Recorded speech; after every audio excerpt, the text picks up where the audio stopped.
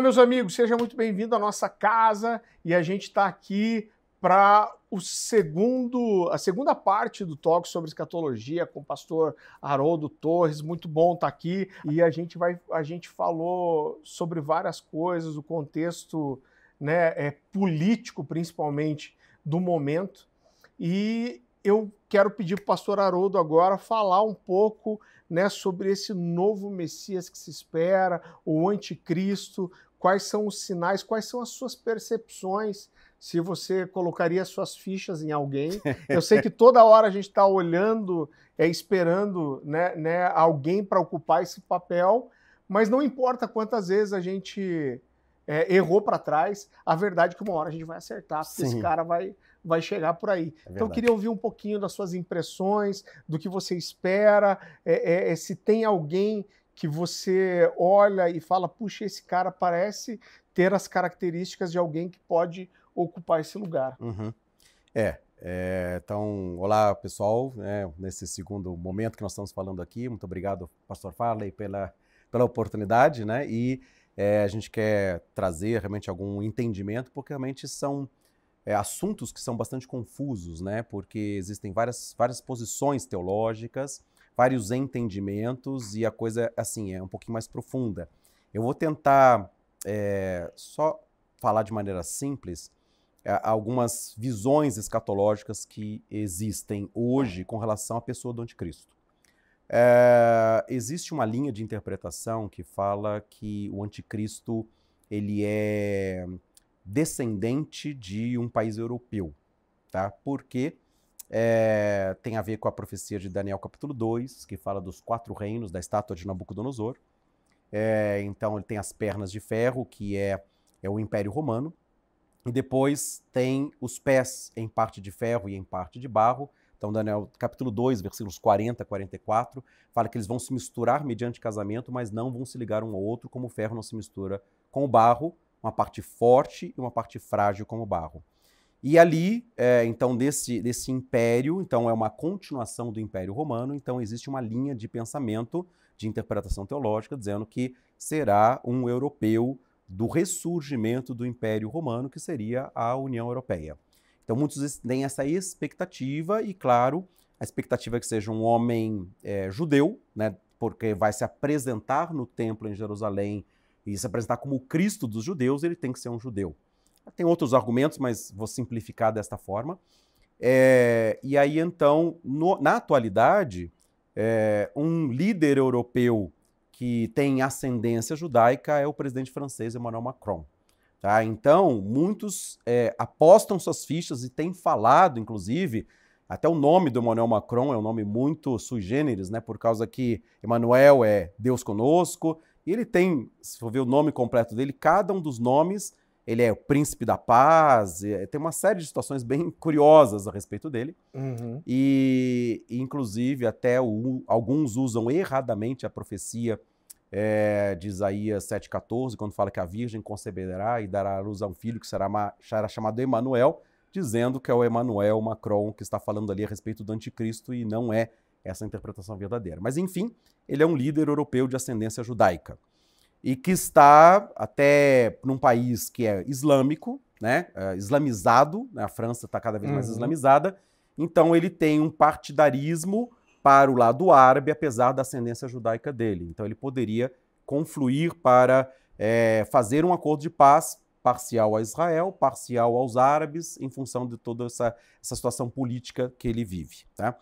Existe uma outra linha de pensamento, uma linha mais antiga e mais religiosa, que considera a palavra de Apocalipse 17 e 18, quando fala da Babilônia, que fala que a Babilônia é a Igreja Católica Romana, que é uma Babilônia, que é um antro de prostituição e assim por diante. É uma linha que eu não considero como verdadeira, né? Nunca entendi dessa forma. Só para falar para quem conhece um pouco das Escrituras, mas quem pode ler também, Apocalipse 17 e 18, não existe uma menção sequer, um versículo sequer, que fala a respeito de aspecto religioso da cidade. Tá? Fala a cidade da Babilônia como um centro de comércio mundial. Tá? que vai fazer toda sorte de comercialização, que as pessoas depois, quando a cidade for destruída, vão olhar, olha a grande cidade, lá a gente ganhava as nossas riquezas, a gente comercializava, etc e tal. Então, é a sede do comércio mundial que vai ser estabelecido sobre um governo globalizado. Não é uma cidade religiosa, não é o Vaticano, como alguns interpretam. Tem claro, fala que Sete Montes, a cidade está sob Sete Montes, então é a cidade do Vaticano, é a cidade de Roma. Então tem uma série de interpretações ali, mas não se trata de uma cidade religiosa. Mas isso, desde a ideia do protestantismo, 1517, com Lutero, criou-se entre os protestantes a ideia de que a Babilônia é a prostituta que é a Igreja Católica. Então muitos, historicamente, falam que o Papa vai ser o anticristo, tá? Aí tem montes de histórias também, que eu acho que não convém, tá? Não é o detalhe agora também. E existe uma linha que também é crescente, que fala do anticristo islâmico, tá? Então, como o islamismo está crescendo mundialmente, a religião que mais cresce, que está invadindo todos os países, então que o anticristo tem que ser um antissemita, então ele é da linha árabe, e particularmente quem está sendo apontado por essa linha de interpretação é o presidente da Turquia, o Erdogan, tá? Que também está alinhando os países árabes debaixo da sua tutela, tentando reativar o califado, a liderança religiosa e política, que a Turquia seja esse grande líder árabe, então existe essa linha de interpretação. Então, em linhas gerais, né, tem muitas outras coisas, tem gente que fala que é o Bill Gates, tem gente que fala que é o Donald Trump, tem gente que fala que é o Jared Kushner, tem gente que fala que é N pessoas, né, assim também. Mas, de maneira geral, profeticamente falando, dentro das escrituras, existem essas três linhas de interpretação com os seus textos bíblicos, com suas argumentações, mas é claro que está confuso esse negócio, não pode ser três pessoas diferentes, né? Tá? Uhum. Então, o que a gente pode falar a respeito deste anticristo? Ele existe, é um líder mundial, até eu falei de Daniel 2, da estátua de Nabucodonosor, que fala dos 10 reis, né, de 10 dedos dos pés, em parte de ferro, em parte de barro. Em Daniel capítulo 7, né, tem uma outra visão que Daniel teve, né, a respeito de 4 animais, que também são 4 grandes impérios. E Daniel 7,17, ele fala que são 4 animais, que são 4 reis que se levantarão da terra, e depois deles vai se levantar o reino de Cristo, do Filho do Homem, que virá com as nuvens dos céus, e o ancião de dias, que é Deus Pai, vai entregar o reino a todos os povos. E lá fala, então, do quarto animal. Ele fala que este quarto animal, um terrível, espantoso, sobremodo forte, que pisa e destrói tudo que está ali aos seus pés. E ele fala que ele tinha 10 chifres, né? E a interpretação, Daniel 7, 23 a 25, fala que esses 10 chifres são 10 reis do mesmo reino, assim como também a interpretação de Daniel capítulo 2, dos 10 dedos da estátua, uns fortes como ferro, alguns frágeis como barro, misturados mediante casamento. Então, a mesma visão de Daniel 2 é a visão de Daniel 7. Um império, que vai ser o quarto império mundial, que é o Império Romano, historicamente, da época de Jesus, na época das pernas de ferro, da estátua, e os pés de ferro e barro é o reino do anticristo, né? Essa globalização com 10 reis.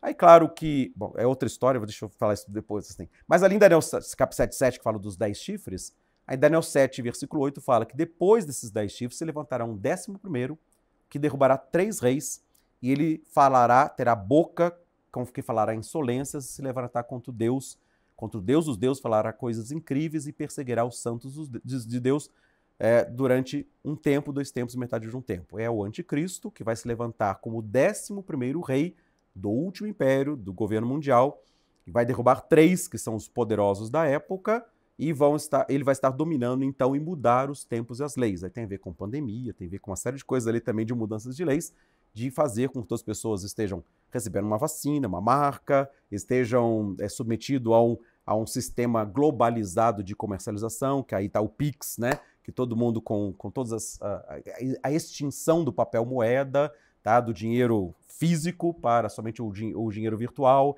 Então, tudo que está acontecendo agora, o grande reset de 2021, janeiro de 2021, tá? Essa programação do grande reset. Então, tá tudo caminhando para isso. E o mando é de um líder mundial que vai sair desse último império. Então, nesse sentido, da palavra de Daniel 2, Daniel 7, né? é um líder deste império mundial, que é oriundo do último reino, que seria o Império Romano. Então, a linha do Emmanuel Macron caberia muito bem por um lado, tá? Entretanto, eu não acredito que seja ele, tá? Embora eu acho que ele não tem características para ser o anticristo, tá? Então, mas ele tem uma ascendência judaica, ele tem uma ascendência desse último império. E aí, eu posso falar o nome? Pode sim. Tá? A pessoa que mais está entrando nesse perfil é o genro do Donald Trump, o Jared Kushner. Eu ia te perguntar dele mesmo. Que bom, então, que bom que você entrou já. É difícil a gente falar sobre isso também, né? Mas, assim, um grande dilema é que ele é norte-americano. Né? Então, não tem a ver com o império do Daniel 2 e Daniel capítulo 7. Né? Porque ele é de outra nacionalidade, ele não tem esta origem.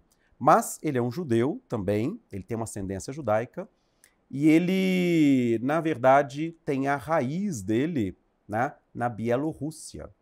Tá? Então, a família dele é da Europa Oriental. Tá? Então, ele está se encaixando no perfil desse aspecto, que ele tem uma ascendência europeia, né, embora ele seja um norte-americano, ele tem uma ascendência judaica, ele é o emissário para fazer o acordo de paz entre árabes e israelenses, tá? Inclusive no impasse que está acontecendo no governo de Israel, Israel já está na 4ª eleição para primeiro-ministro, eles não conseguem maioria no parlamento, né?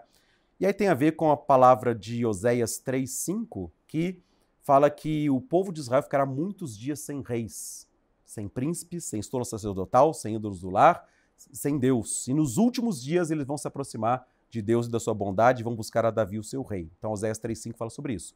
Então alguns intérpretes estão falando assim, olha, muitos dias sem reis é exatamente o que está acontecendo em Israel. Eles não conseguem formar governo, tá? Nos últimos dias vai acontecer isso. Então, a palavra de Oséias 3:5 é exatamente isso. Nos últimos dias vai acontecer dessa forma. E aí, então, só uma curiosidade nesse sentido, quando o Donald Trump estava ameaçado de impeachment nos Estados Unidos, ele falou assim, bom, se eu for impeachmentado, aportuguesando impeachmentado, eu vou me candidatar para ser primeiro-ministro de Israel. Ah, tá? Eu lembro disso. Né? E por quê? Porque lá em Israel todo mundo me ama, porque eu mudei a embaixada dos Estados Unidos para Jerusalém, então eu sou muito popular lá, então ele quer se candidatar a ser primeiro-ministro, já que não consegue resolver a eleição lá em Israel, né? Então eu sou primeiro-ministro de Israel a partir desse momento, tá? E não vai ser o primeiro-ministro, mas aquele homem que está fazendo o acordo de paz, que está aproximando os árabes e israelenses, ele pode se apresentar para ser um novo primeiro-ministro, trazendo paz e segurança para a nação de Israel, tá? E aí, claro, aí sobre a administração Joe Biden, a pressão norte-americana vai ser Israel divide Jerusalém, mas tem um primeiro-ministro que pode interferir no plano de paz, que está costurando essa paz. E até uma coisa interessante também, que o Jared Kushner, que é este emissário norte-americano para fazer o acordo de paz, ele já esteve lá em Jerusalém e, inclusive, o Donald Trump enviou que ele fosse o representante norte-americano na fundação da embaixada, na inauguração da embaixada norte-americana.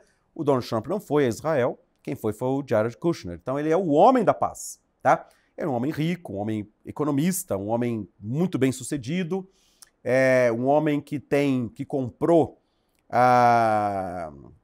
o prédio 666 na Quinta Avenida, tá?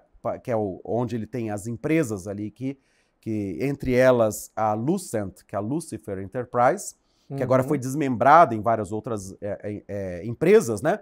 Mas que estava produzindo o biochip para as pessoas serem marcadas na mão direita ou na fronte, né? Para comprarem ou venderem com o biochip. Então tá tudo abrigado, tá tudo encaixado ali também, com uma ascendência belorrussa.